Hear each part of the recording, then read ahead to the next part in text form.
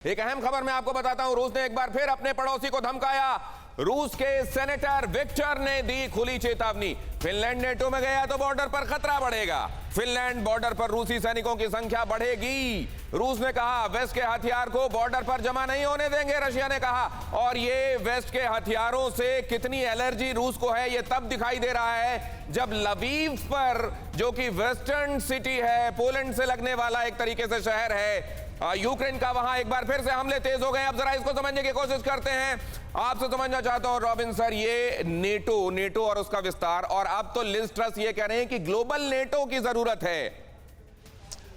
Global NATO का मैं एक पॉइंट कहूंगा। देखिए, दुनिया का इस समय जियो पॉलिटिक्स इस तरह चल रहा है कि अमेरिका और यूरोप अब वो सोच रहे हैं वो वर्ल्ड डोमिनेट कर लेंगे।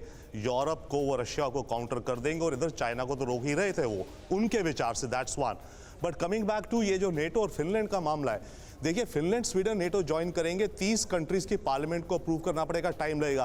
परंतु ब्रिटेन ने और अमेरिका ने दोनों ने कह दिया कि इंटरिम पीरियड, मानो इनकी एप्लीकेशन कल जाती है और एक साल बाद एडमिट होते हैं, इस एक साल के पीरियड में अमेरिका, ब्रिटेन और शायद कुछ और कंट्रीज फिनलैंड और स्वीडन की सिक्योरिटी का कुछ अरेंजमेंट कर रही हैं। ब्रिटेन के साथ ऑलरेडी एक मिलिट्री पैक्ट हो गया है फिनलैंड का। वन।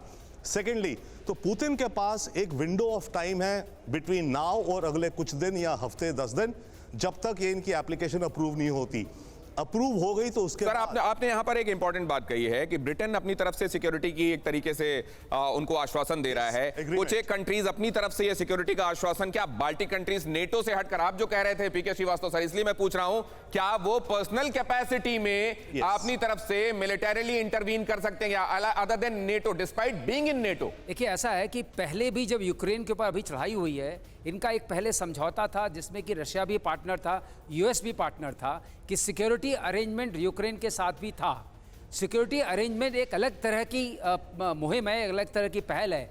नाटो का मेंबर होने का मतलब ये होता है कि नाटो के जो फौज है उसके लिए हम कंट्रीब्यूट करते हैं अपना डिफेंस बजट, उसके इक्विपमेंट में ट्रेन होते हैं, ये और अंतर आपकी धरती पर नाटो के लोग रह सकते हैं। मतलब सर मिलिटरीली उनका सैनिक जाकर फिनलैंड के लिए नहीं लड़ेगा, नहीं लड़ेगा। ये इंपॉर्टेंट बात है, इसका अंतर समझिए। मतलब ये कि वो नेटो का अगर सदस्य है तो क्लॉज 5 के तहत, क्योंकि आप कंट्रीब्यूट करते हैं सैनिकों के रूप से मिलिट्री वॉर हार्डवेयर के तौर पर, लेकिन ऐसे कोई कंट्री आकर सीधे सीधे इंटरवीन नहीं करेगा। आश्वासन अपनी जगह।